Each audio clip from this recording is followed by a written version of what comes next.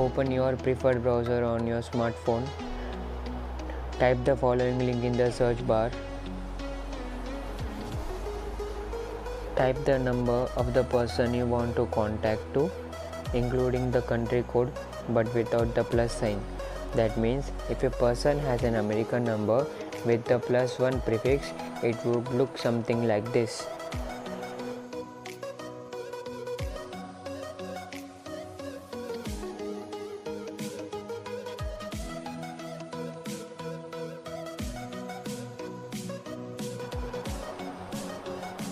And press enter. A WhatsApp window will open asking if you want to send a message to that number. Press send message. You will automatically be redirected to WhatsApp with the start chatting window to the person.